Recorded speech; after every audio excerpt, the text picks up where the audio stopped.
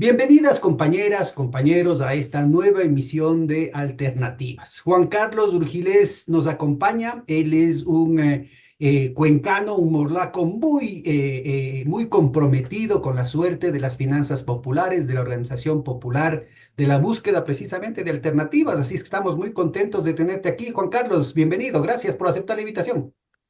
Gracias, estimado Pedro. Es una alegría poder contribuir de alguna manera a procesos de, más que diría, de formación de concientización. Dice que la madre, bueno, no sé si la madre o el padre, pero dicen que la madre de la responsabilidad es la conciencia. Y a la conciencia se llega con el diálogo y el aprendizaje. Así es. Creo que ese es el Así camino. es. Oye, yo creo que la trayectoria tanto política, personal como profesional tuya te pone en una situación privilegiada, digamos, desde la perspectiva de las finanzas populares, de las cooperativas, de la organización popular, para entender los procesos que se han estado dando. Y me parece que sería muy importante oír tu análisis. Veo que has preparado también unas gráficas que vas a presentar a nuestro Ujú. público sobre la delicadeza de la coyuntura macroeconómica y financiera y productiva aquí en el país. No se diga del tema social, que es a ojos vista, pero algo que ha estado oculto, que lastimosamente, ¿no es cierto?, los políticos se pasan insultándose mutuamente sin tocar los puntos fundamentales. Y parte gravísima de esto es el hecho de que en el sistema financiero ecuatoriano se han pasado una serie de líneas rojas que ya se hizo corrijo, que ya se hizo mea culpa cuando fue la crisis bancaria. El propio Fondo Monetario Internacional, el propio Banco Mundial, el BID, hicieron una serie de documentos diciendo, vean, cómo fuimos tan bestias sabiendo que esto de aquí iba a provocar una crisis bancaria. Temas como la desregulación financiera, las offshore, las guaridas fiscales, los créditos vinculados, una cantidad de cosas, ¿no es cierto? Con las nuevas tecnologías ahora vuelven, esas fragilidades las vuelven exponencialmente peligrosas, ¿no? ¿Cómo ves vos la situación? Mira, yo quisiera iniciar, Pedro, diciendo que me siento un poco heredero de varias corrientes de pensamiento rural y de pensamiento de lo popular, tanto en el país como en otros espacios, ¿no? Porque lo que uno es no es lo que solamente ha podido construir o trabajar o estudiar. Yo me siento heredero de eso, heredero de un proceso rico que se dio en el país con el análisis del desarrollo rural, un proceso rico del desarrollo local, un proceso importantísimo de reflexión que ha habido en nuestro país sobre la economía social, popular y solidaria, y sobre las corrientes que de eso tienen. Aquí en nuestra Latinoamérica han surgido espacios valiosos que muchas veces no han sido reconocidos. Y creo que el Ecuador tiene un especial tono en su constitución que le da un espacio a estos espacios que no tienen voz y que muchas veces son los informales que hacen posible la pseudo formalidad que vivimos. Entonces, yo quería iniciar con eso diciendo, ¿no? Que me siento heredero de ellos, me siento responsable, he aprendido mucho de estas personas, de personajes que en la historia han hecho mucho por el Ecuador. Un Ecuador que no es posible sin esas personas y sin esos conceptos. Ahora, mira, también he Y ahí vivido yo te completaría diciendo que ahí no solamente hay que involucrar a los movimientos sociales como tales, sino, y a la academia, sino también a la iglesia, ¿no? así es. Mira, todo lo que es la teología de la liberación y la filosofía de la liberación de Dussel tienen que ver con nuestra estructura conceptual, ¿no? Raceto tiene también mucho. Existen procesos filosóficos a nivel mundial al que estamos de alguna manera adscritos. Y la identidad desde donde he podido participar en mi vida profesional ha sido desde un paradigma empresarial. Y le digo así paradigma empresarial porque a veces se denosta mucho a las empresas, pero ese es un paradigma empresarial de lo común. Un paradigma empresarial que puede ser mejor dicho, que es una alternativa Y yo agradezco este espacio porque, mira, hoy más que nunca nos damos cuenta que lo que hemos venido construyendo como empresas tiene un límite y estamos rayando el límite ya. Y es un límite ecológico, ecosistémico, de violencia humana, social. Entonces, necesitamos plantear un paradigma de acción humana económica distinto, bajo unas filosofías que plantean, claro, utopías, pero que deben ser pensadas y repensadas. Si no hacemos esa reflexión, mira, Pedro, estaremos discutiendo o nadando en el mismo espacio y bajo los mismos conceptos.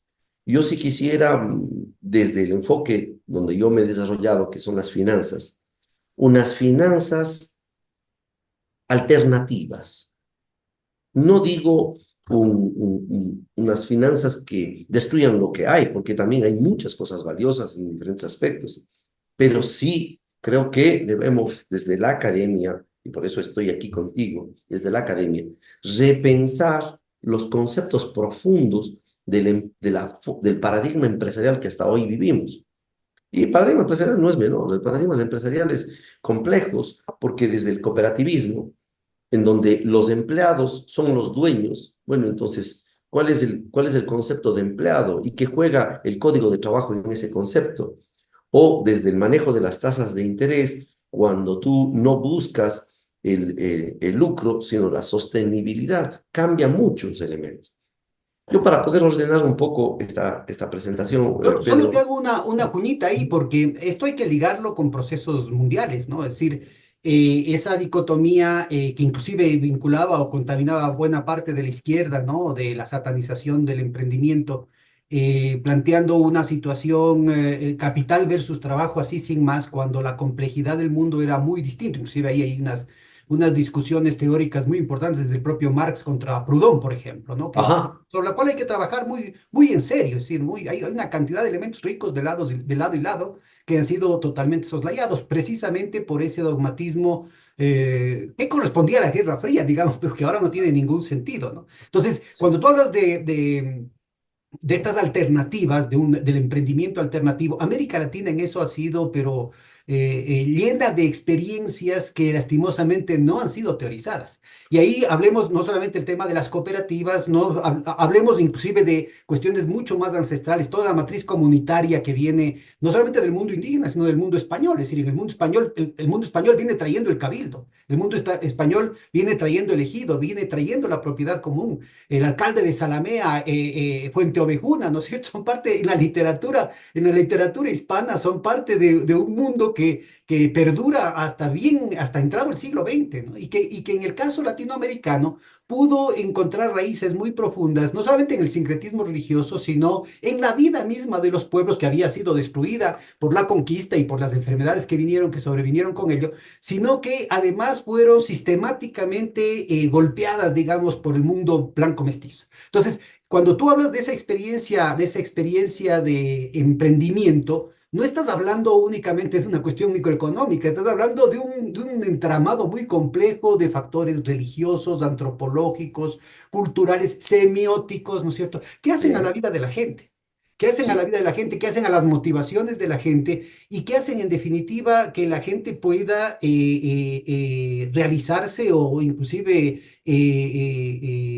como te digo, hacer ser, sostenible una ser. estrategia de sobrevivencia o convertir eso en una tragedia? ¿No? Es decir, no es algo dado el hecho de que la gente pueda poner un emprendimiento y que triunfe. El mercado, contrario a lo que se dice, es un molino de carne humana. O sea, Es el un mercado está digestor. hecho para atacar a la economía popular y solidaria, para favorecer a los monopolios, para favorecer a los grandes capitales. Y así, y sin embargo, ¿no es cierto? Son 500 años de resistencia que se expresan en esa economía popular y solidaria, ¿no? Sí, mira, yo voy a hacer una entrada desde las formas de racionalidad de la que vamos a hablar, si no, no se va a entender. Mira, planteo para iniciar, no es mío, sino es simplemente de mi sistematización de lecturas, ¿No tienes tres eso ya en razones. las láminas? No, no todavía, solo voy a hablar para entrar a las láminas. Tiene que ver con una racionalidad distinta o una racionalidad alterna. para facilitar la comprensión, digamos que existen tres racionalidades. Una racionalidad, llamémosle así, moderna, en donde, para simplificar, uno más uno es igual a uno, y en donde yo y tú siempre será igual a yo que te termina dominando. Y sobre esa Más racionalidad, conocido como la ley del come solito. él come solito, pero es una ley que es una racionalidad de dominio y de dominio violento del yo sobre la naturaleza, del yo sobre el otro. Es la madre, es la fuente de la violencia de género, por ejemplo, del patriarcado sobre el cual se asienta el ser humano antropocéntrico de dominio de la naturaleza. De esa racionalidad bebemos hoy los resultados. La otra racionalidad, que podría entenderse como una racionalidad posmoderna, del individualismo institucionalizado y del riesgo, la sociedad del riesgo de Ulrich Beck, por ejemplo, en donde el individuo es él solo, y basado en esa individualidad se construye un sistema de libertad individual, que para mí es tan rara como el oxígeno en la luna, porque nadie es solo. Nadie puede decir que se declara libre y se declara Excepto los prisioneros en regímenes torturadores que están encarcelados en ese. santuarios. Claro, es un sujeto, pero ni aún así es un sujeto libre. Yo cuando le digo, no, yo soy creo en la libertad, digo, oye, no eres libre realmente. A ver, si quieres libre, desnúdate y coge un palo y anda a cazar un venado para que con él, luego saca la piel y vístete con eso. No puedes usar cuchillo porque el cuchillo ya es de otra época y te ayudó a alguien. O sea, eso es tan raro como el oxígeno en la luna, ¿no? Ahora, ¿qué es lo que pasa? Que estas dos racionalidades han construido una violencia contra lo otro, la naturaleza, y contra los otros. Y el paradigma que estamos planteando es una arracionalidad, porque no es una lógica causa-efecto simple, sino es al estilo Morín, una complejidad. Y la complejidad es ecosistémica, en donde Pedro y Juan, tú y yo somos tres. Tú, Pedro, yo, Juan, y nosotros aquí juntos y los que nos vean. Entonces, la construcción de una visión ecosistémica, de una dependencia sobre el otro, construye que en la intersección nuestra nace un común. Y cualquier acción política y de libertad nace en ese espacio de intersección. La libertad no nace en lo que tú puedas hacer o yo pueda hacer. La libertad nace en lo que los dos, como sujetos conscientes y con criterio, podemos construir.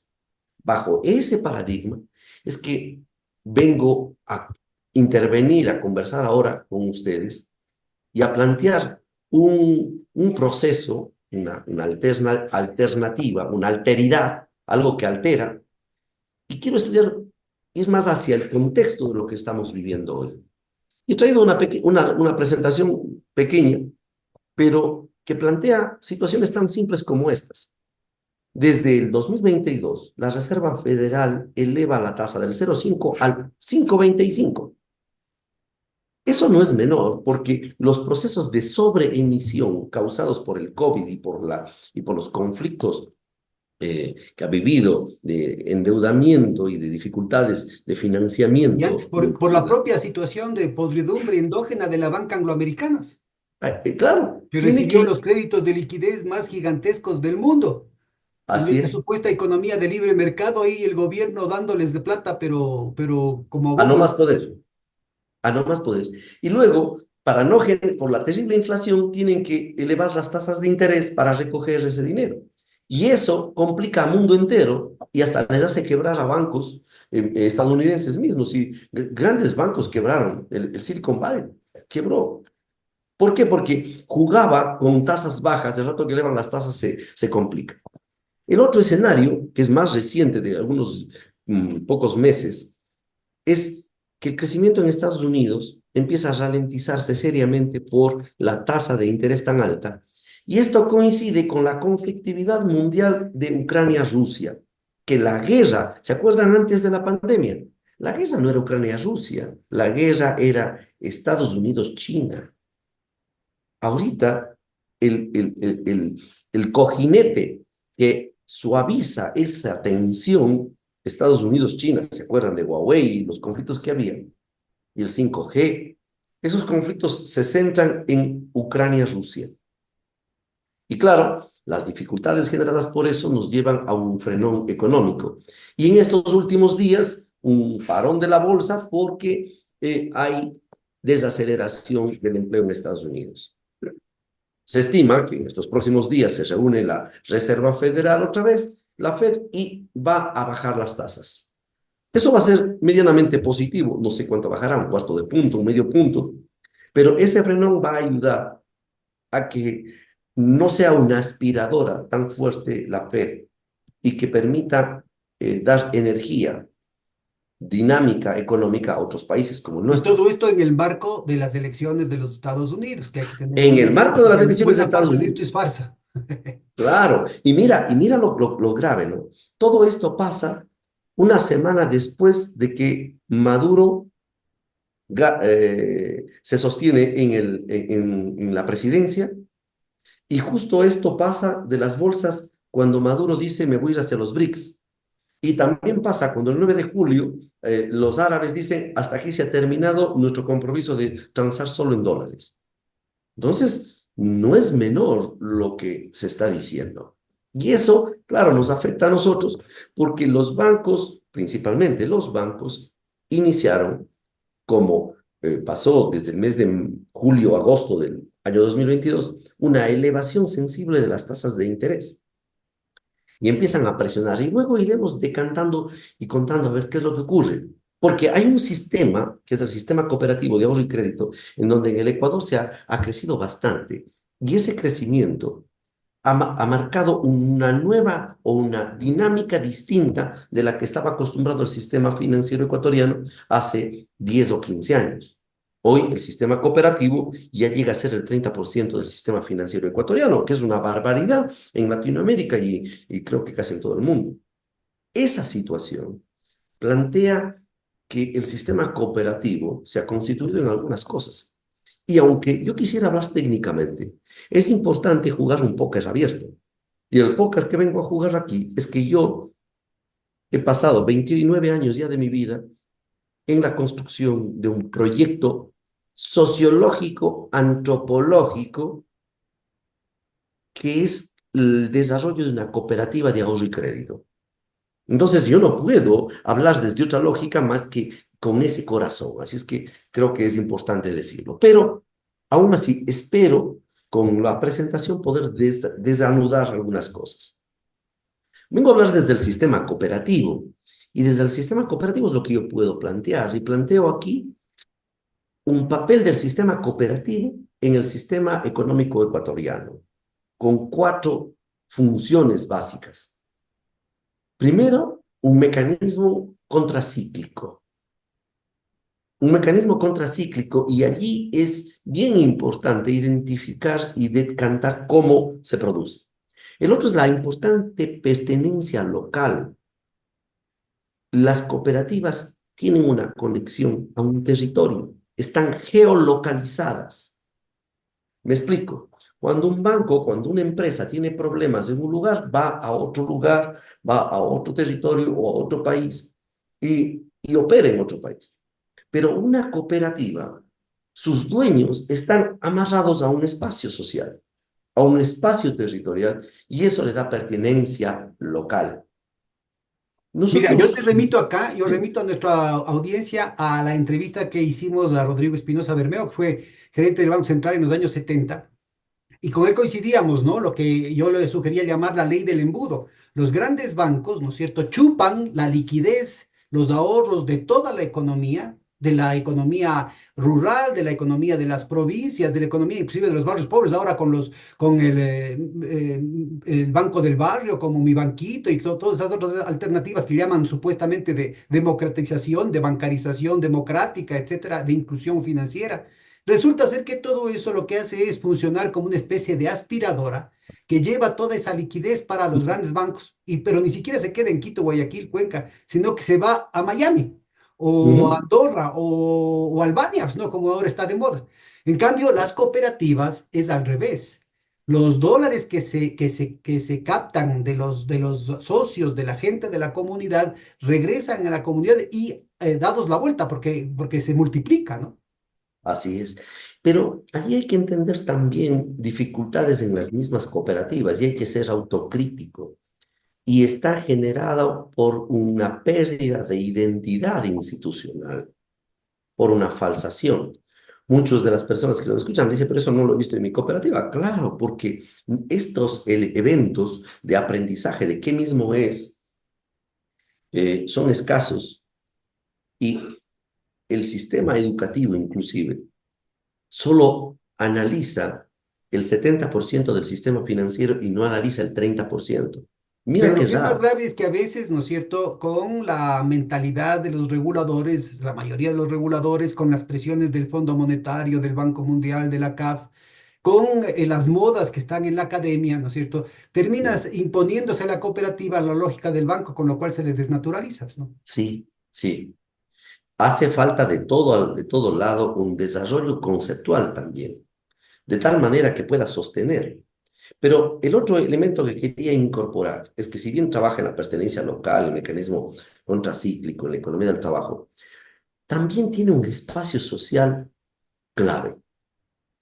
El sistema busca construir un sistema de inclusión y a eso voy a ahondar ahora, en eso voy a ahondar ahora. Entonces, entre las distintas cosas que habíamos visto, la pertenencia local se asocia a la demanda de las familias de financiamiento en una localidad. Es un problema sentido y que es asumido por una comunidad. Por eso se desarrollan cajas de ahorro y crédito, cooperativas. Inclusive las cooperativas tienen un nombre. Hay cooperativas que tienen el nombre del lugar donde nacen, porque es una necesidad de sentido. Pero también una cooperativa es una construcción histórica. Si revisamos un poco la historia, veremos que cómo las cooperativas han tenido una asociación con el Código de Trabajo. Miren, la primera ley de cooperativas es emitida por un general Gallo, de apellido Gallo, que, que también es el que emite el Código de Trabajo. Claro, En y en 1938, y eso no era por iluminación divina, sino por el movimiento social, ¿no? Que era que estaba que arde. ujú, un proceso histórico que determina la identidad y recoge valores y culturas de un pueblo. No, no es menor.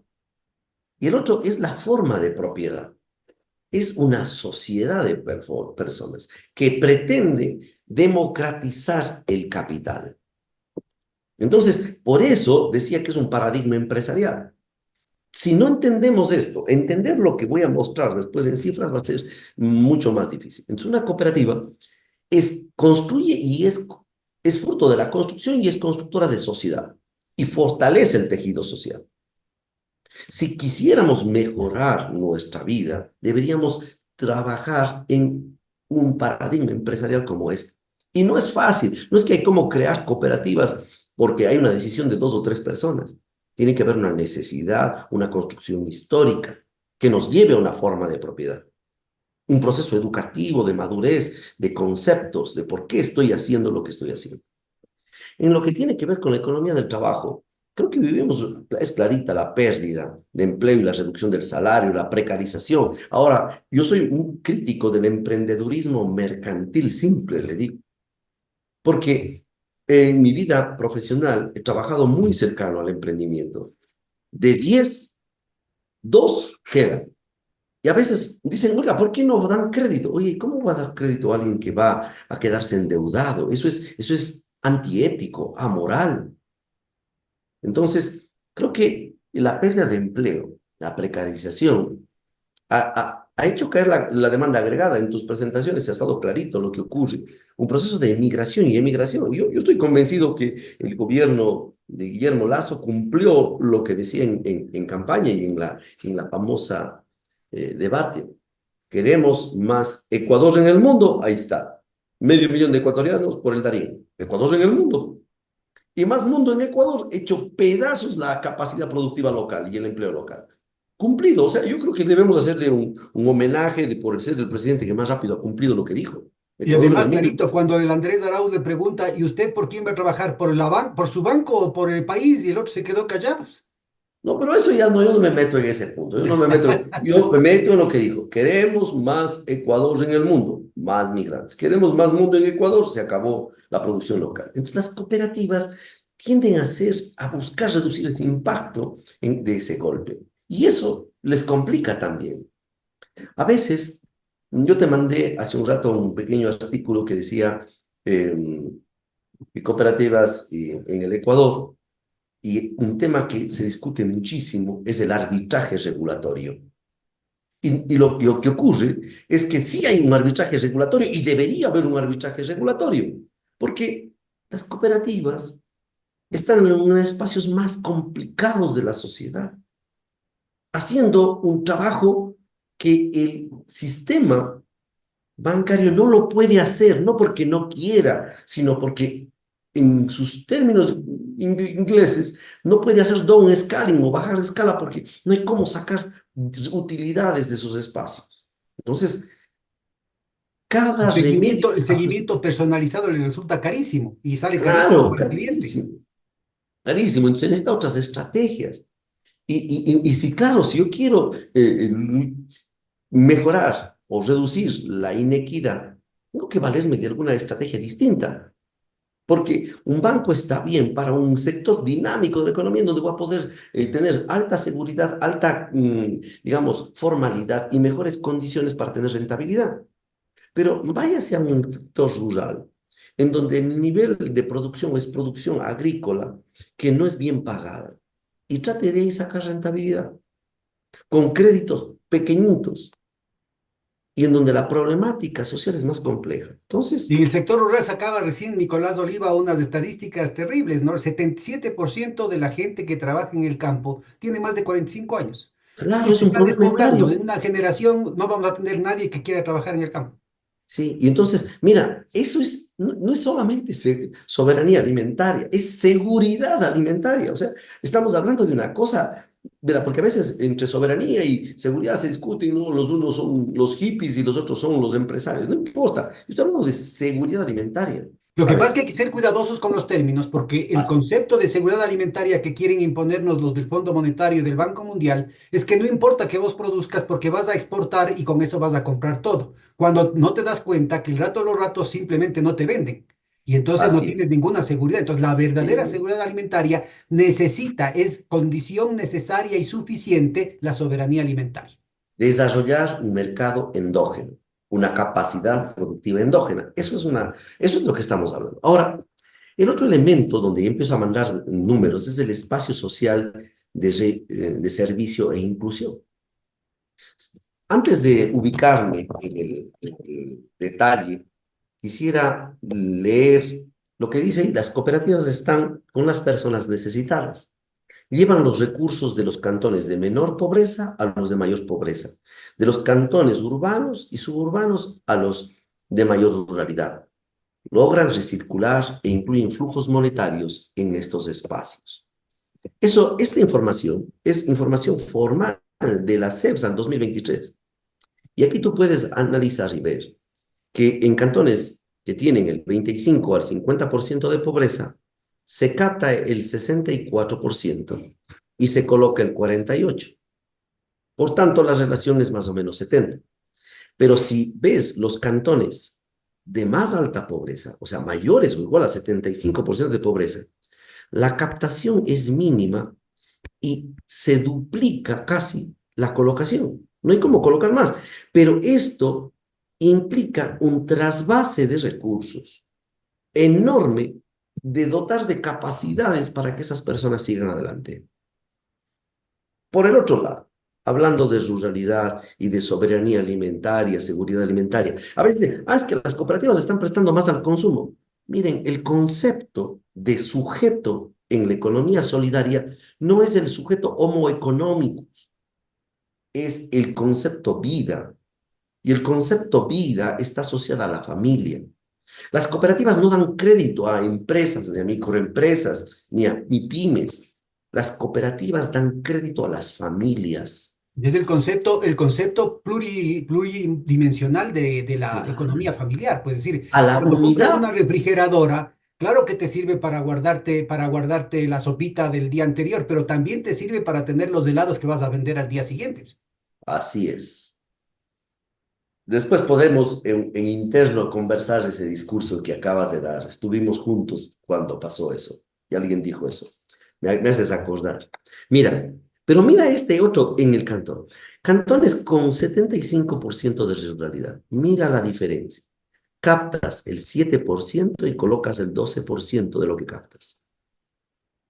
En cambio, en sectores con menos ruralidad, más o menos la relación es igual. En cantones con un poquito más de ruralidad, y cuando aumenta la ruralidad, la relación, mira, cómo se dispara. Entonces, cuando queremos hablar de inclusión financiera, económica, a veces pensamos que abrirle una cuenta a alguien es inclusión económica o darle un crédito a alguien. Esto es una estrategia estructural de un sistema de financiamiento. Si tú ves esto mismo del lado del sistema, de otros sistemas, vas a encontrar problemas. Vas a encontrar que no es así. Avanzando un poquito más, el mecanismo contracíclico. He cogido el sistema bancos y cooperativas. Y mucho se habla del manejo de la liquidez de cada uno de ellos. Épocas en donde este margen entre esto y esto, esta es la liquidez. Y como tú ves, las cooperativas mantienen espacios más pequeños. Ya habían épocas en las que estaban con los mínimos. ¿Qué quiere decir eso? Que hay un manejo mucho más eficiente del dinero que se capta y se coloca, por un lado. Pero por el lado técnico, claro, el tamaño de las captaciones de los bancos son depósitos más grandes y por tanto el riesgo de volatilidad de sus depósitos es mucho más alto que el riesgo de volatilidad de los depósitos de las cooperativas. Por esa razón, el que se quiera igualar los encajes bancarios en el Banco Central tienen que ser estudiados más finamente. Mira, tengo una cooperativa en un lugar como Cayambe, en donde casi todas las personas son más o menos las mismas. Todos tienen depósitos, promedios los depósitos de $400, con una desviación estándar de $100. O sea, alguien tendrá 500, alguien tendrá 300. Pero en las captaciones del sistema bancario, en cambio, los montos promedios son de $2.000 o de $3.000, pero su volatilidad es, si es de $5.000 el promedio, es de 4.500. Entonces, al ser, o sea, digamos, su desviación estándar, al ser mayor la desviación estándar, los riesgos de liquidez son mayores. Si yo tengo depósitos de gente más o menos igual y atomizados, tengo menos riesgo. Pero además eso contribuye a que el ciclo se mueva. Tenemos cosas como estas. Las cooperativas captan el 36% del ahorro del público y colocan el 27% del crédito del sistema financiero ecuatoriano. No es menor. Con más o menos, puede que sea un poquito más, un poquito menos, dependiendo de la época o dependiendo del tipo de cuenta que yo coloque, si le pongo con provisiones o sin provisiones. O qué entiendo por depósitos del público y sobre qué. La racionalidad del pequeño es minimizar su riesgo antes que maximizar sus rendimientos. Por eso tiene un enfoque de sostenibilidad. La racionalidad de que va a ser un gran depósito, tú tienes $100.000, oye, andas viendo qué tasa de interés. Pues tiene $100, andas viendo qué tasa de interés tiene. Menos. Ahora, avanzando un poco más, para que podamos ilustrar, he tomado al mes de junio de este año el sistema financiero cooperativo y el sistema financiero bancario y lo he mezclado para ver en dónde está concentrado el 80% de la captación y el 80% del crédito. Claro, de donde vengo yo es de la cooperativa Jardín Azuayo, por eso está pintado, les he pedido a mis compañeros aquí esos informes que ellos hacen. Y lo que tenemos aquí es un gran banco, y tenemos una serie de bancos más pequeños, un grupo que está, digamos, montado en este grupo de aquí, y otro subgrupo aquí. Asoma aquí una cooperativa, vuelve a asomar el Banco del Austro y otros bancos más pequeños, y asoman cooperativas también. Pero en el crédito empiezan también a asomar el nivel de crédito, un grupo, un subgrupo y otros grupos en donde ya son cooperativas. Planteo esto para que podamos dimensionar un poco a junio del 2024 cuánto es lo que está captado y cuánto está colocado. Y podamos ver que el total de captación son 70.000 millones y están concentrados en 20 organizaciones. Y la colocación está en 64.000 millones y está concentrado en 22. En este segmento grande, del 80%. Ahora, Bueno, antes de que pases, sí, regresemos por favor a la que tiene que ver con las dos últimas láminas. La diferencia entre captación y colocación, entre lo que se capta de los ahorros y lo que se presta de todo el sistema financiero, ¿a dónde va? es liquidez. Ya, pero ¿dónde queda? Hay varios espacios. El primer espacio de liquidez, hay tres fundamentales, pueden haber hasta poquitos más, pero el primero es legal, es el encaje bancario, es el depósito de las instituciones, que es una proporción de sus ahorros captados que tienen que estar depositados en el Banco Central. Es un depósito importante. El otro es que hay un trasvase de dinero entre las instituciones. Por Para nuestra ejemplo, audiencia, por favor, Juan Carlos, ¿de cuánto es ese encaje legal ahorita? varía dependiendo del tipo de captación. Por ejemplo, para la institución donde nosotros estamos, supera los 80 millones de dólares. ¿Pero qué porcentaje de las captaciones? Estamos hablando de las captaciones un 5%, un 4%. Aparentemente es poco, pero es sensible. Si lo ves Sobre todo en porque es de liquidez absoluta, ¿no? es liquidez absoluta y no genera ningún ingreso.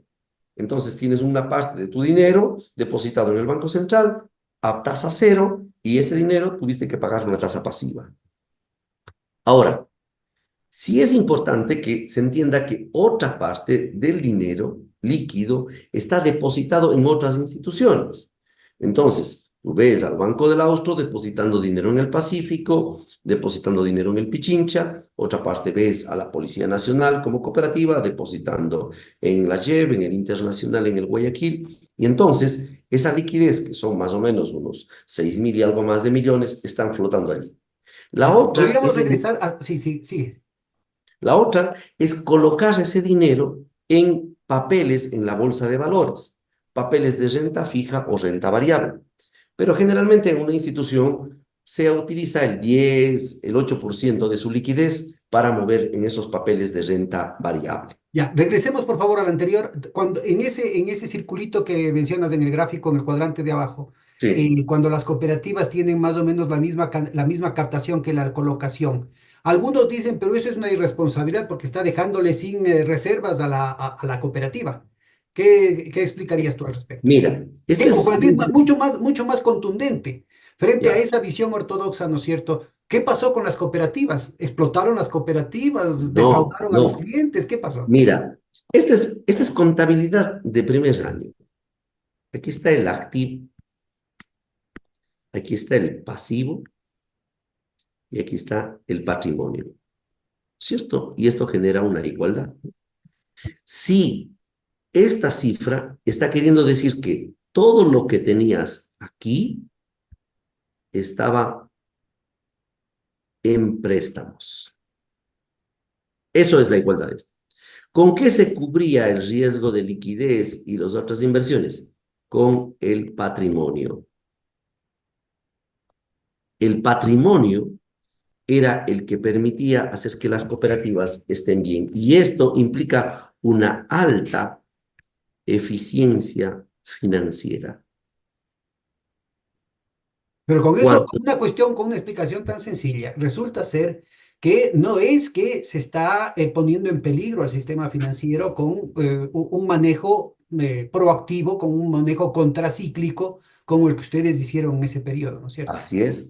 Este me Claro, parece que es un punto fundamental que no solamente los estudiantes de economía, los economistas, gente vinculada al sistema financiero, sino los políticos deberían prestar atención, porque es parte del dogma del Fondo Monetario Internacional, que no solamente implica esta situación, la cuestión, digamos, mesoeconómica de las cooperativas, de algunos bancos, sino que quieren obligarle al país a que tenga 9-10% del Producto Interno Bruto de en reservas reserva. internacionales guardaditos en bancos suizos, amigos del gobierno de turno. Mira, yo creo que es por una falta de conocimiento mundo. O sea, es una construcción de conocimiento, de parcelas del conocimiento. Nosotros, nosotros como instituciones lo que buscamos es responsabilizarnos directamente porque somos personas, pues.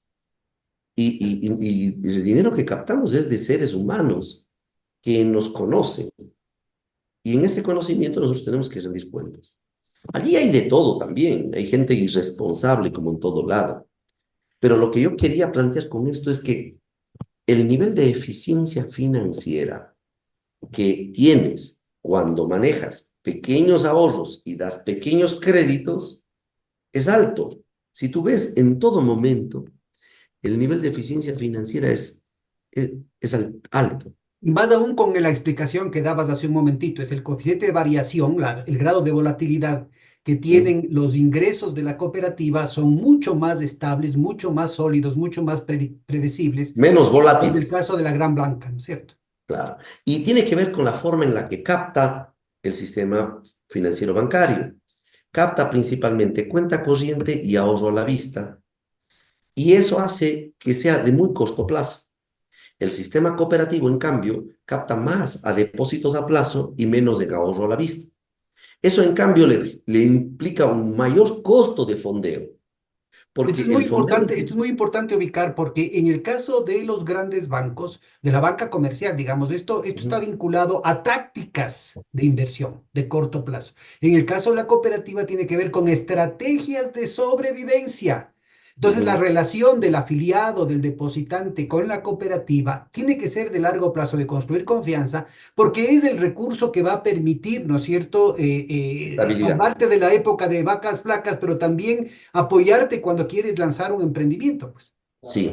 Ahora, es mucho más complejo porque hay que jugar en un espacio volátil, o sea, muy móvil. El nivel de liquidez que tú ves que se incrementa se asocia directamente a los momentos más críticos de nuestra política. Si tú ves los momentos mayo del 2023, si tú ves también aquí unas presiones por reducción de la cartera, o sea, también tiene que ver con la actividad económica real. Mira, ahorita, si vos te observas, hay una pequeña reducción de la velocidad de colocación, pero está generada porque la economía se está trabando. Por lo que No hay estamos aquí, entrando, no solamente en recesión, sino ya con ciertos aspectos depresivos, ¿no? claro. Y todo el esfuerzo que ustedes han visto de tasas de interés elevadas del sistema bancario se observa en esto, porque la tasa, si yo trazara una curva de regresión, más o menos sale así, y la curva de regresión, intento sacarle, hasta el 2023 tenía una pendiente mucho más alta de las cooperativas. Si esta pendiente continuaba, En 5 años, el sistema cooperativo va a llegar a ser el 50% del sistema financiero ecuatoriano. Esto no va a pasar ahora, porque la Y esto recesión, genera una presión de economía política feroz, así es, ¿no? Yo pero oí a un representante de la Asociación de Bancos Privados diciendo que hace 5 o 6 años diciendo que tienen que rodar las cabezas de las cooperativas, así de sangriento se puso. sí, sí. Fue Ahora, público, ¿no? No estoy diciendo sí, nada que sí, no no, es haya sido público, público. pero también hay que entender que estamos, digamos así, vinculados del sistema financiero cooperativo con el bancario. No es que conviene tanto que el sistema bancario cooperativo le vaya mal, porque somos, queramos o no, los principales recaudadores de recursos para el sistema bancario. Bueno, ahí sería una relación caso por caso, mano, costo-beneficio. La ley del come Así es, solito es poderosa. poderosa, sí. Vamos. Para contarles cómo está ahorita la situación, y después podemos ir a hablar más, he tomado una información que se produce aquí donde yo trabajo, con fuentes de las superintendencias, y podemos ver de ese marco de los más grandes, o de las más representativas, del segmento uno de las cooperativas más grandes. Aquí está la captación, la tasa de crecimiento en el último año, 6 meses, perdón, de las cooperativas. Y aquí ven cooperativas que están reduciendo su tamaño fuertemente. Aquí está la captación y aquí está el crédito por situaciones peculiares de algunas cooperativas. Otras están creciendo todavía, algunas con desbalances. Pero vemos también que en los bancos vamos a encontrar, por ejemplo, a un Pichincha que capta el 6,75 y crece el 6,27, o el Guayaquil, que ha captado muchísimo, y su nivel de colocación. El Pacífico, que es otro que capta bastante. Y claro, en este último semestre, el nivel de captación de las cooperativas es menor que el nivel de captación del sistema bancario, porque los bancos han incrementado fuertemente su tasa de interés pasiva y han ocupado un espacio del sistema cooperativo en captación. Ahora, ¿qué es lo que quiero mostrarles más a profundidad? Y las láminas que no estaban. Para entender esto, y esto me demoré, no te pude enviar, Pedro, antes, me demoré, es un trabajo, es grandes números, ¿no? Aquí está la estructura de la cartera de las cooperativas y de los bancos. Y como tú puedes ver, las cooperativas tienen concentrado su crédito en consumo y en micro, y los bancos tienen concentrados en crédito productivo y crédito de consumo por vencer. La tasa promedio en consumo está en el 16,5, más o menos, y en micro en el 19%. En cambio, en cartera productiva, la tasa está bordeando el 11%, y en cartera en consumo el 16,5%. Aquí puedes ver que la cartera de crédito para vivienda de las cooperativas es más alta que la de los bancos, pero esto es importantísimo entender. Además, hay otros indicadores acá abajo más complejos, que son la cartera que no devenga intereses y la cartera Perdón, en sí. diferencias en las tasas promedio de la cooperativa y los bancos para crédito productivo, por ejemplo, para crédito consumo. Lo que pasa es que, ¿O mira, son crédito competitivas? productivo es el crédito que se llama comercial, es un eufemismo. Este crédito productivo es el comercial. Son el crédito dado a empresas. El crédito de consumo es el crédito dado a cualquier persona. Las personas naturales. Naturales. Claro, las tasas aquí bordean en promedio el 16,5. Las tasas acá es el 11 a empresas. Pero no hay diferencias en los promedios, digamos. No, no, son más o menos los mismos entre los dos, Ya. las tasas. El asunto importante es que la estructura de esto produce riesgos distintos y produce rendimientos distintos, que es lo que vamos a ver en la siguiente lámina. Pero aquí hay una cosa importantísima que es necesario afinar. La cartera en riesgo, que es la que no devenga y la vencida, esta es la mora, está en mora, tú verás que en las cooperativas es mucho más grande que en el sistema bancario. Entonces vas a decir, la mora en las cooperativas es más alta que en los bancos. Momento, sí es cierto, pero hay matices. El cómputo de la cartera de consumo, o sea, de esta y de la de micro, se hace a los 30 días. Y el cómputo de la cartera productiva en mora se hace a los 90 días. Entonces, ambas son carteras en mora, pero la una se computa a los 90 días y la otra se computa a los 30 días. Si le sumas a esta problemática el que el Estado ha dejado de pagar puntualmente a los pequeños proveedores del Estado, a los medianos proveedores del Estado y a muchos empleados públicos de los municipios de los GATS, vas a encontrar que el mismo Estado es el que genera un riesgo de morosidad. Es decir, en definitiva, son las políticas de ajuste, ¿no? Así Obligadas es, por el las Fondo Monetario políticas. Internacional, en el que el ahorro sale carísimo, porque el hecho de que se suspenda, es decir, de los 1.750 millones que estaban aprobados del plan de inversiones para este año, solo se han pasado la mitad del año, no se ha cubierto ni 80 millones, de los 1.780. Así Pero es. Mira, además, en el presupuesto de defensa, en el presupuesto de seguridad, en el presupuesto de salud, o sea, temas tan delicados, tan fundamentales para la vida de los ecuatorianos, no se ha gastado, pero casi nada. Entonces, así, esta situación, aparte de lo cualitativo, tiene este efecto cuantitativo, porque lo que está es estrangulando la liquidez del ciudadano común y corriente. Es así es. decir, Mira, sencillo. cuando el Estado contrata a una empresa, cuando el Estado paga a un trabajador, le deposita en su cuenta, pues. Y eso es lo que ha dejado de pasar precisamente porque el Estado no ha pagado. Pedro, mira, para, mm, para reírnos un poco.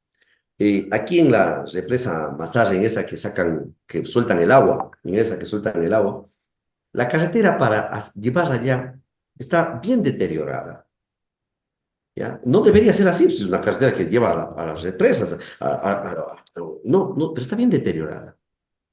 Pero, claro, a una constructora que recibe crédito bancario, o sea, esta parte de aquí, este crédito bancario productivo, no le contratan para arreglar la vía. Como no le contratan, no contratan a trabajadores para que trabajen en esa empresa. Por tanto, eso es crédito de consumo. Pero también no, estos trabajadores no comen el seco que comían de almuerzo y por tanto el crédito de micro también se daña. Claro, entonces es Entonces hay tanto al sector de la gran empresa, de la mediana empresa, de la así es, pequeña empresa, de la economía popular y solidaria que vende el sequito ahí a la vera de la carretera, ¿no es claro, cierto? del Todo el carretero. mundo queda perjudicado. Así es. Entonces, eso no hay esa comprensión. Ahora, ¿por qué asoma más grande el de las cooperativas? Porque se computa a 30 días. ¿Por qué asoma más bajo el de los bancos? Porque se computa a los 90 días, por la estructura de la cartera. Tenga bondad, regrésate al anterior. Ya, entonces aquí la respuesta de los bancos es, dicen ellos, nosotros tuvimos que subir las tasas de interés porque algunas cooperativas que están en problemas estaban poniendo unas tasas de interés insostenibles Muy y nosotros altas. teníamos que captar compitiendo con ellos. Sí. Entonces, empieza o sea, hay parte de verdad y parte de cuestión sistémica. Claro, si el vecino sube el precio, yo también tengo que subir el precio, si no se va a ir para allá todo. Entonces tengo que subir yo, sube el uno, sube el otro. ¿Pero por qué está subiendo el precio en total? Ah, porque la Fed subió las tasas. Ah, sí, porque la Fed subió la tasa. Pero la política no anticíclica lo que genera es un reforzamiento, la política procíclica. Ya, pero además, espérate un ratito, vamos viendo este razonamiento, que además es moneda común de los economistas que se respetan, no, no como nosotros que somos así, unos verdaderos bárbaros, unos verdaderos salvajes, demagogos, hablando de estas cosas.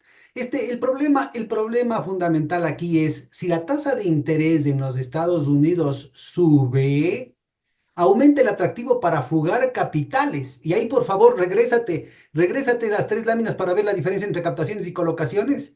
Entonces, cuando yo te pedía que desgloses la anterior, Esta. ya, sí. Entonces, teníamos en la lámina siguiente el tema banco por banco, ¿no es cierto? Estas Ujú. diferencias, esta parte gruesa, ¿no es cierto? Cómo se va Sí, ampliando. Esta diferencia, recuerden ustedes que aquí están pagando captaciones, inclusive grandes bancos que están pagando por depósitos a la vista con distintos nombres, pero le están pagando 5% de interés por depósitos a la vista. Imagínense el claro, costo de captación, ¿qué eso significa? Y no dejan, no colocan, es decir, que no reciben ingreso por eso. Es decir, esta diferencia que estamos hablando de cientos de millones de dólares, si no miles de millones de dólares, significaría un manejo irracional del banco, pues. claro. Y resulta Pero no ser es que irracional buena parte de eso es lo que tú mencionabas, pero una parte muy importante es fuga de capitales. Son también. inversiones de los propios bancos o de los grandes clientes de los bancos, que en muchos casos son los propios dueños, que tienen la plata afuera. Si la tasa de interés de los Estados Unidos sube, eso tiene un efecto multiplicador sobre otros activos financieros de allá, basados en la especulación y que están vinculados con las guaridas fiscales, están vinculados con las offshore, con los fideicomisos como Nora, como Malena, como Bon Narco, ¿no es cierto? Con guaridas fiscales como Delaware, como Miami, como Andorra, como Albania, como los Panama Papers, como los Paradise Papers han mencionado. Entonces yo creo que es muy importante ubicar esa situación. Puede ser que alguna cooperativa esté en eso, pero básicamente, ¿no es cierto? Básicamente el tamaño y la falta de contactos internacionales de la cooperativa le ponen una situación Mira, bastante nosotros no limitada para podemos invertir en incursionar el en esos terrenos. exterior, Pedro, por ley. A ver, No sé repite si eso, por favor. nosotros, como cooperativas, por norma, no podemos invertir en el exterior. Ya, bueno, ahí está. Ahora, ya. Ahora, ¿qué si hacemos? Invertimos en los bancos nacionales, que ellos invierten en otros lados. Ya, pero entonces ahí está el problema. A ver, yo creo que es muy importante. Aquí estamos develando para un estudiante y sobre todo los profesores de macroeconomía que se tragan unas ruedas de molino y hacen a los pobres estudiantes tragarse ruedas de molino. Me parece que es muy importante reflexionar sobre estos elementos que estamos develando, porque muestra claramente, ¿no es cierto?, que lo que dicen los libros de texto, sobre todo los inspirados en las teorías monetaristas neoliberales, es absolutamente falso. Aquí estamos hablando de una política, de unas leyes, sobre todo las adoptadas desde la ley general, desde la ley mal llamada de fomento productivo, ley orgánica de Sí. agosto del 2018 en adelante, la ley de fortalecimiento de Protección la de la dolarización y dolarización. todas esas cuestiones, ¿no es cierto? La de desarrollo económico y las que se acaban de aprobar ahora con Novoa, que lo que hacen es favorecer esos mecanismos procíclicos, o sea que cuando hay recesión, en lugar de contribuir al relanzamiento de la economía, nos hunden todavía más, estrangulan todavía más la falta de liquidez y ayudan a la fuga de capitales. Por Sí. tanto, poniendo en duda, poniendo en riesgo la estabilidad del sistema financiero. Regrésate, por favor, una lámina. Esto. Esta última parte. A ver, no, ahí más. Mira, esa última al final, ¿no es cierto? Que estamos hablando ya es de junio del 2024. Fíjate, hay un esfuerzo muy importante de parte de la banca por aumentar las captaciones. Y eso se ha hecho, como estábamos viendo, por esta presión de las tasas de interés. Acá también en el sistema cooperativo, también ves un aumento a pesar de que hay un deterioro, digamos, del ritmo con respecto a la tendencia econométrica que habías mostrado, ¿no es cierto? Se ve un deterioro del ritmo que tenían las captaciones, pero se hace un esfuerzo por tratar de reducir la brecha entre captaciones y colocaciones. En el caso de la banca, la estrategia es distinta porque lo que se hace es, ante ese ambiente relativamente recesivo, lo que se busca es aumentar las captaciones, inclusive con un costo de captación, o sea, pagando tasas de interés por depósitos a la vista. Esta Ujú. situación, ¿no es cierto?, en alguna medida nos hace acuerdo de las rifas que teníamos a fines de los años 90, ¿te acuerdas? Sí. Que Claro, eso es un problema porque peleando por captaciones, rifaban carros, te daban viajes al exterior. ollas, Oh, sí, bueno, eso ya da mala espina, hombre. las tenes. Espinas.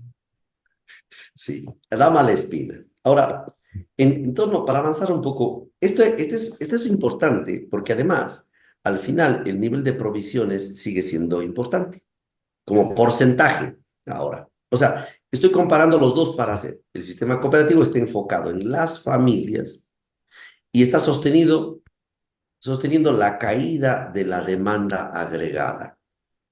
Por tanto, si la caída de la demanda agregada se vuelve sistémica y sobre eso le pones el IVA y sobre eso le pones la no inversión, entonces va a haber una afectación a los más débiles. Y los más débiles son consumo y micro. No digo que no va a afectar a los productivos, también. El sistema bancario también sufre. Ahora, avancemos un poco más. Este es el rendimiento de las tasas que te ponía en promedio, mira. Las tasas promedio por cada uno de los rangos, mira, estaban en las cooperativas es más alto, pero como es mínimo, es poquito. En las cooperativas la tasa es un poquito más alta que la de los bancos, bueno, es un punto. En los micro, las cooperativas son más bajas que los bancos en micro. Aquí, refinanciados y reestructurados son créditos mínimos, pero aquí ves las tasas. Ahora, es importante ver eso, pero quiero dar el salto a la siguiente lámina, que es a la que quería llegar con todo. Es la composición de las tasas de interés. Pude reconstruir al 2021 porque realmente iba avanzando y ya no pude hacerlo más. Esto está cambiando estos días. Mira, el promedio de la tasa pasiva al 2021, y pongo eso como referencia, y hay que estudiar todo, y esta sería una linda tesis para que hagan tus alumnos. Mira, las tasas promedio de las cooperativas eran 14%, mientras de los bancos 11%. Estas son las tasas macro, masas, la masa total. La tasa pasiva era 7 y este es 6. Por esto es que las cooperativas incrementaban las captaciones, porque la tasa pasiva era más alta. El margen financiero en las cooperativas es mayor, pero el sistema bancario tiene otra fuente de ingresos, que son otros ingresos y egresos financieros. Y estas son las comisiones. Y son otros servicios que generan por ahí. El nivel de provisión más o menos es el mismo. El gasto operativo, las cooperativas tienen menos gasto operativo que el sistema bancario. Y si tú vas viendo, llegas a la ganancia antes de impuestos y entre bancos y cooperativas su ganancia casi es la misma. Casi ambos pagan los mismos impuestos y participaciones y se quedan con lo mismo. Pero estas empresas que cobran esto son propiedad de los dueños de los bancos. No está en la rentabilidad como tasa. Asoman grandes números, pero es porque son montos gigantes. No está tanto en la rentabilidad, está por aquí algo que hay que estudiar. Porque estos gastos, ingresos y gastos, es lo que permite cubrir y avanzar al sistema cooperativo, el sistema bancario. ¿Ve? Si no tuviera estos ingresos, el sistema bancario tendría pérdidas. Claro, pero ahí tienes que tomar en cuenta que esto es lo que declaran los bancos aquí.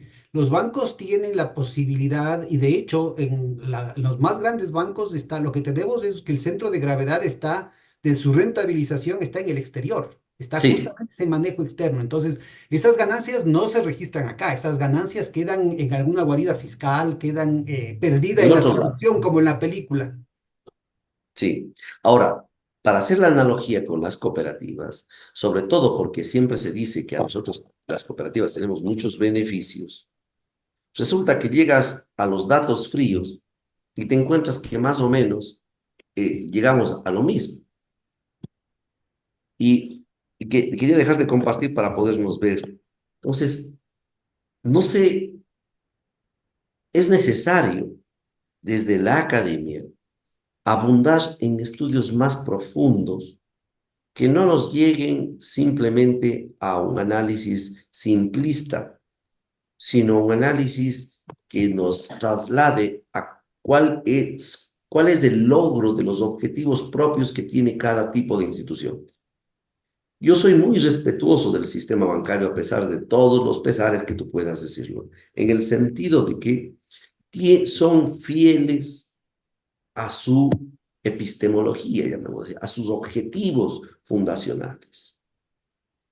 Pero lo peor que puede pasar es que una cooperativa no sea fiel a sus objetivos fundacionales y soy muy crítico a eso. Eso es muy importante. Claro, cuando yo me reúno con gente de la banca, y hay gente muy valiosa, muy coherente, que además se pone límites a su propia naturaleza, en Sobre virtud todo de que después de lo que no, pasó hace 25 años, imagínate, tiene claro, que haber y mucha entiende que este es un responsabilidad. ecosistema. Mira, un alto directivo de un Y banco, aquí, déjame solamente ubicar un tema, ¿no? No sí, hay un, como tú has mencionado varias veces, no hay compartimentos estancos. El sistema financiero está integrado. Yo sé que hay obviamente una situación jerárquica y una situación de segmentación de mercados, de lógicas diferentes dentro de cada una de ellas, pero a la larga el sistema financiero y en general macroeconómico tiene una como digamos, una característica sistémica, ¿no es cierto?, que lo vuelve, sobre todo en los momentos de fragilidad, lo vuelve particularmente íntimo, digamos, en sus así es. proyectos. Y en Ujú. ese sentido, digamos, la cadena puede romperse por el eslabón más débil y de pronto alguna cooperativa, ¿no es cierto?, que peca de algún tipo de ambiciones o que empieza a desnaturalizarse precisamente por esa lógica de la ganancia por la ganancia, de la acumulación por la acumulación, o un mal manejo de algún funcionario, de alguna autoridad de la economía popular y solidaria, puede, ¿no es cierto?, no solamente echar por traste y la situación económica del país, sino además echar mucha contaminación sobre el concepto mismo de esta economía alternativa, ¿no? Pero mira, Pedro, o sea, como digo, soy crítico, valoro mucho. Hay justo un funcionario, un alto funcionario de uno de los bancos, me reunía con él, tomábamos un café y decía, mira, el banco está pedaleando por la economía del Ecuador, porque es un banco sistémico, o sea, era de los grandes. Necesita hacer que el Ecuador ande, porque si no anda, él se suicida. Entonces, no es un asunto solo de ganancia, es un asunto de que tenemos que cuidar nuestra gallina de los huevos de oro. Hay que darle alimento también, decía él. Mira, mira lo que decía. Y eso valoro mucho. Y aquí es como andar en bicicleta. El rato que dejas de pedalear, te hundes, te caes. Y eso, traducido a un buen banquero, pero en un sistema cooperativo, es cumpla su función, cumpla su cercanía a sus socios, estése vinculado a ellos, estése cercano, apoye, construye el sistema de reciclamiento local, no reconozca su verdadera identidad.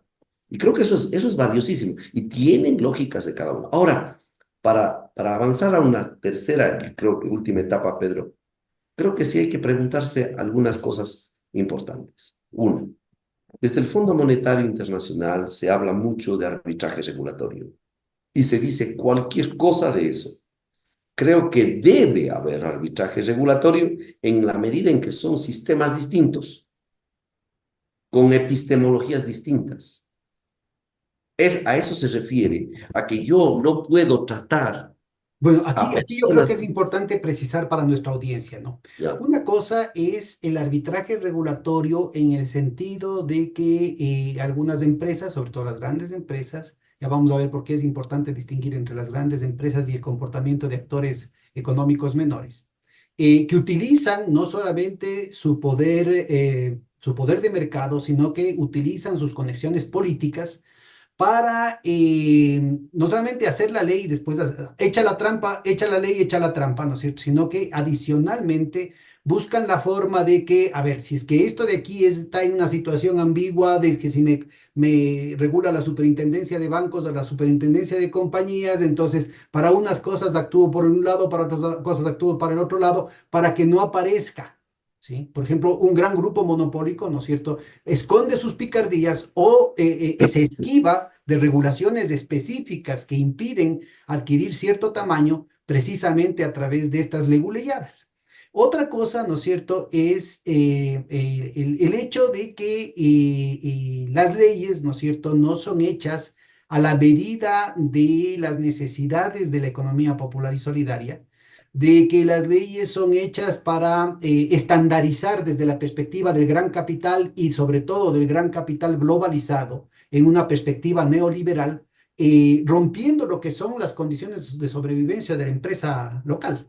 ¿no? Así es, Y esto incluye empresas familiares grandes, ¿no? No estamos hablando solamente de la economía popular y solidaria, sino empresas familiares tradicionales que de pronto se ven obligados a una competencia no dada por el mercado, sino por la nueva ley impuesta por el Fondo Monetario Internacional. ¿Sí? O por la ujú, nueva ley impuesta, o por los nuevos tipos de manejos que significa, por ejemplo, la introducción postiza de la figura, por decir alguna cosa, de un fideicomiso que viene del derecho anglosajón en una tradición latina, ¿no es cierto?, que es la que ha pervivido acá, inclusive a través del Código de Comercio, que es de origen napoleónico, digamos, una así es, cuestión así de elemental, que pone en condiciones de desventaja competitiva a una empresa respecto a otra, o que permite, ¿no es cierto?, en última instancia, que esa desventaja se convierta en un espacio para picardías que las empresas tradicionales no así pueden. es, no Decir, puede aquí ser. no estamos viendo nada de blanco y negro, aquí hay un tema complicado. En el caso específico de las cooperativas,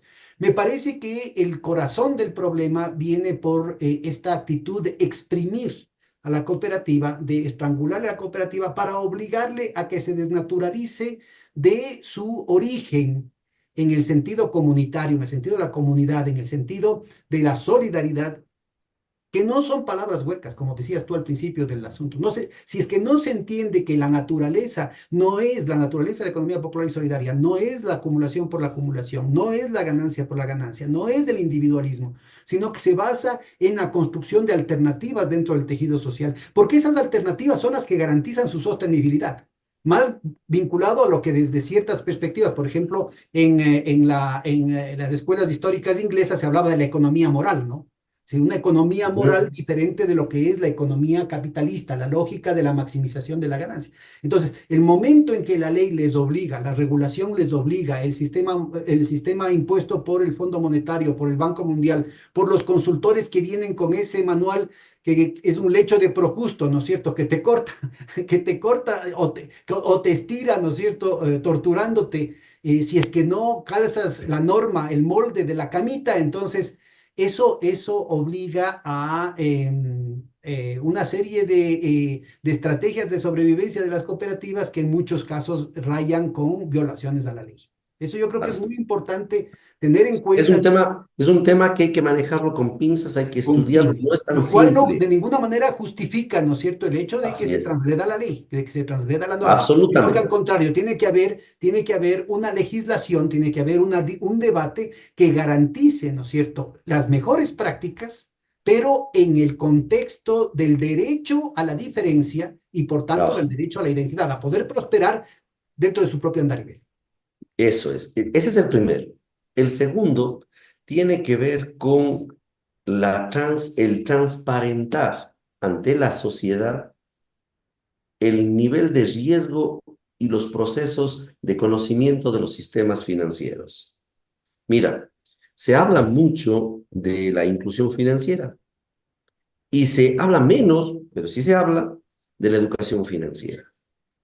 Y una de las cosas que quiero plantearles a ustedes en tu espacio de trabajo es que no es posible hacer inclusión financiera sin lograr una inclusión económica, sin lograr una inclusión social, sin lograr una inclusión política y con pertinencia cultural.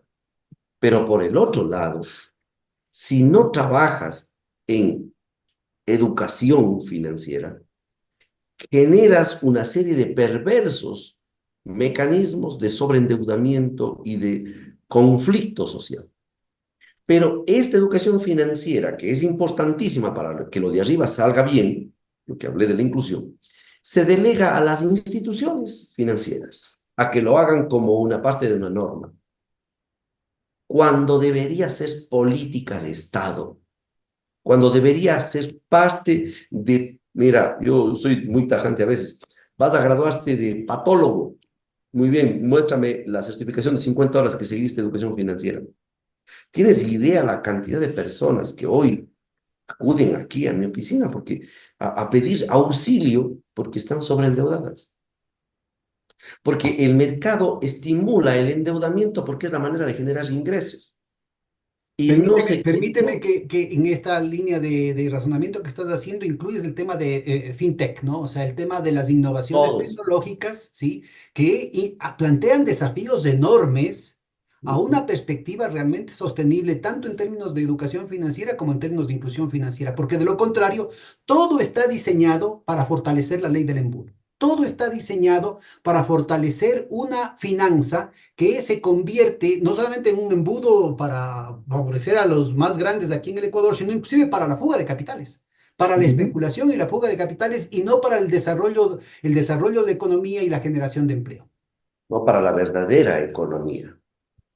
A veces nos llaman la otra economía. Yo creo que el cambio debería ser la verdadera economía. Entonces, esas dos cosas que he hablado aquí, esos dos elementos, esos dos estudios, esas dos necesidades, es algo que la sociedad pide a gritos, porque no es posible que cualquiera salga y diga a veces cosas en los medios y lo que sea, y haya que creerle todo, porque lo dicen, o porque la presión del mercadeo hace que la gente se sobreendeude.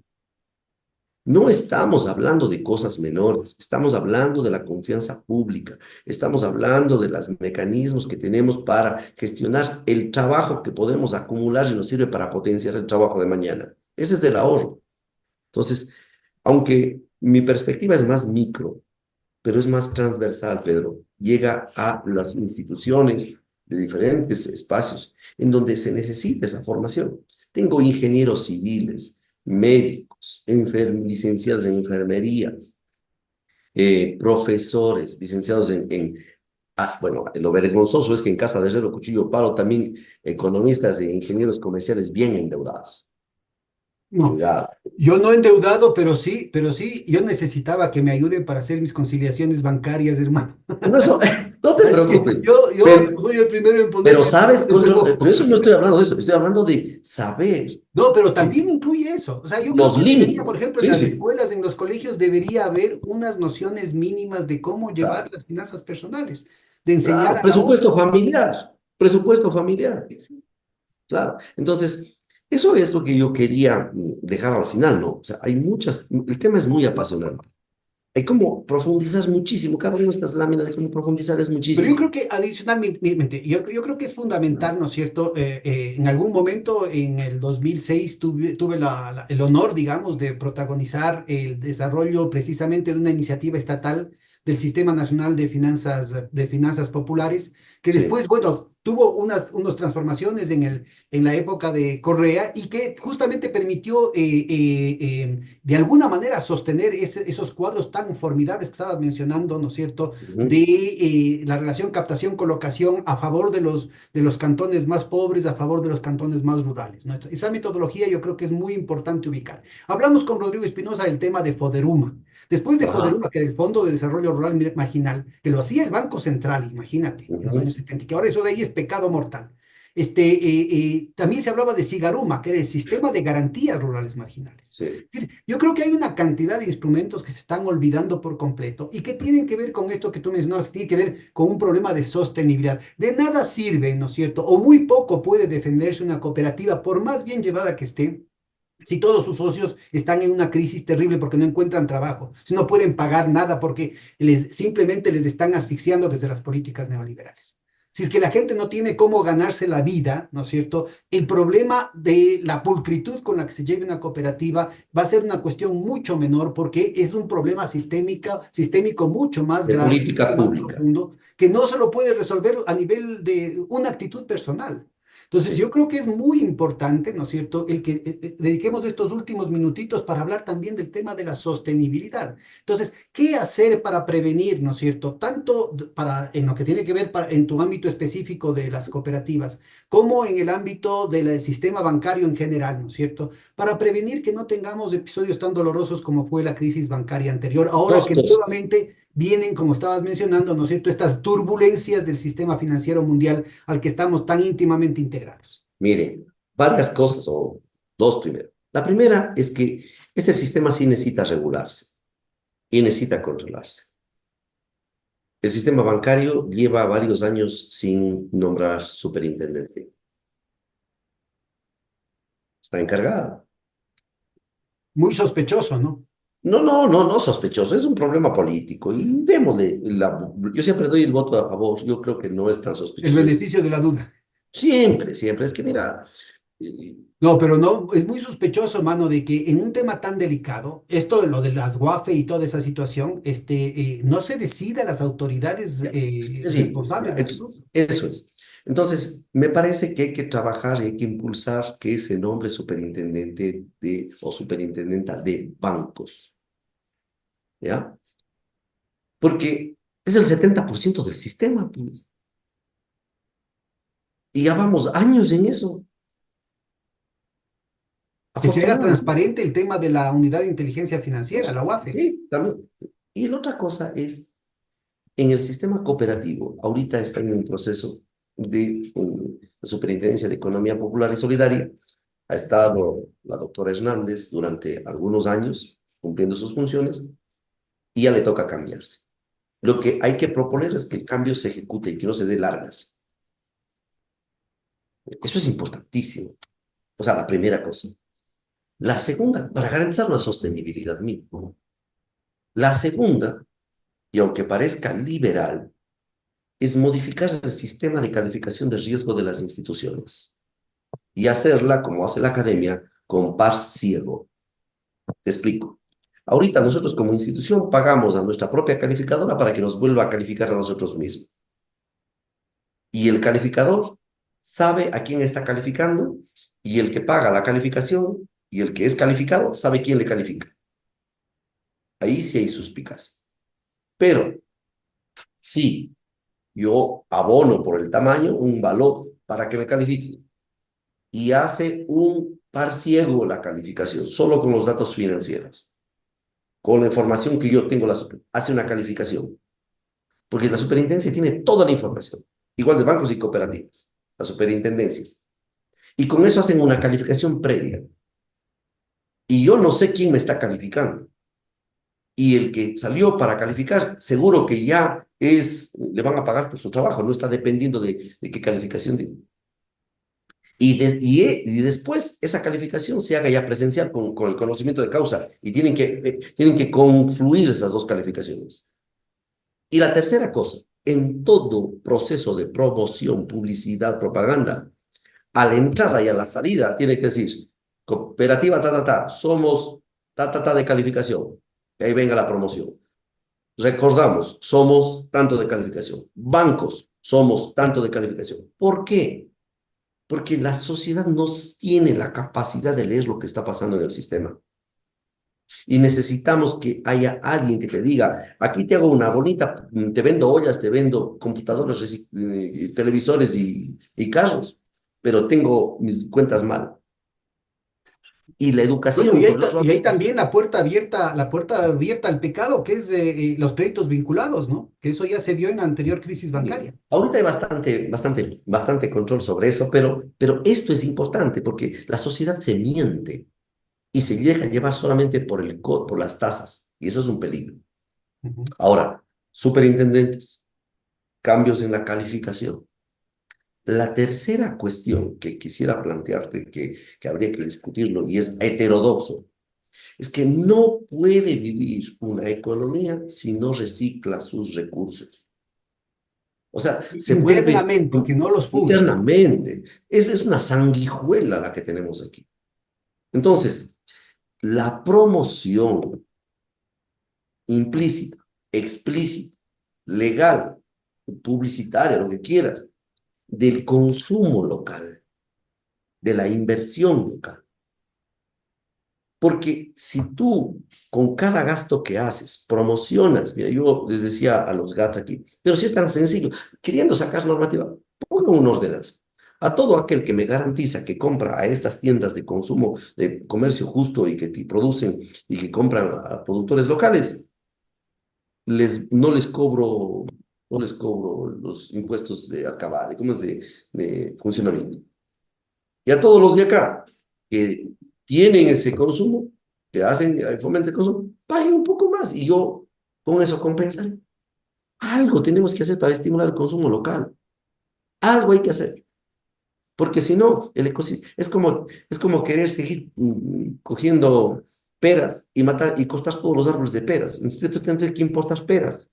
Bueno, yo aumentaría a estos planteamientos que me parecen muy, muy interesantes, dignos de ser estudiados a profundidad y porque además deberían ser, no requieren leyes, ¿no? Todos estos se podrían ¿no? hacer a Son nivel de disposiciones. ordenanza, de reglamento, de disposición administrativa. Yo sí insistiría tercamente en la necesidad de fortalecer el fondo de liquidez, el fondo de garantías, que ha sido lastimosamente debilitado, que están en niveles muy bajos, en una situación en la que macroeconómicamente no está diseñadas las instituciones ahora para afrontar un desafío como la crisis bancaria anterior.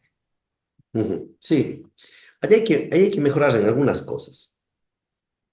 No necesariamente todas funcionan orgánicamente, pero si tú trabajas desde el órgano de control, trabajas desde el ambiente público con el que muestras, trabajas desde la inclusión y desde la capacitación, ayudas a que el sistema también se autodepure.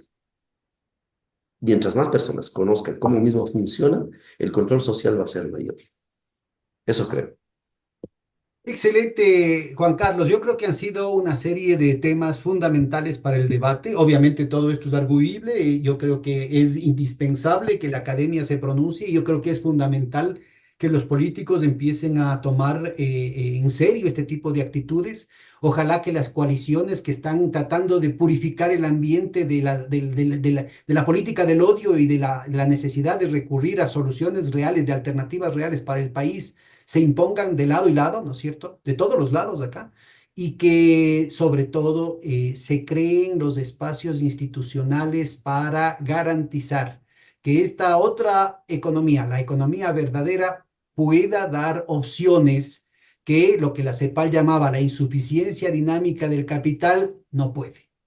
Así es que Así. te agradezco mucho por esas reflexiones. Ojalá podamos tener la posibilidad de avanzar. Yo creo que deberíamos dedicarle una sesión completa al otro lado de la economía popular y solidaria que tiene que ver con el lado productivo, Economías, sí, es total. que yo creo que Ahí, es indispensable el ir a la minucia, ¿no? De cómo hay lógicas distintas, que no es que la empresa familiar, la economía familiar es lo mismo que una gran empresa, pero en chiquito no, en no, eso es términos otro mundo. infantiles. Es otra lógica, son otros afectos, son otras razones de sobrevivencia que están ahí presentes. Así es que yo te comprometo desde ya, Juan Carlos, a un momentito, tú me avisas y podemos aquí, así mismo, Segurísimo. dedicarnos a Hacemos un profundidad gusto. como lo hemos hecho ahora. Que ojalá Un se gusto. convierta en material de estudio, no solamente en las universidades, sino también en los sectores populares. Muchísimas gracias Gracias, y hasta Pedrito. la Gracias, próxima. Pedro. Hasta luego, hasta luego.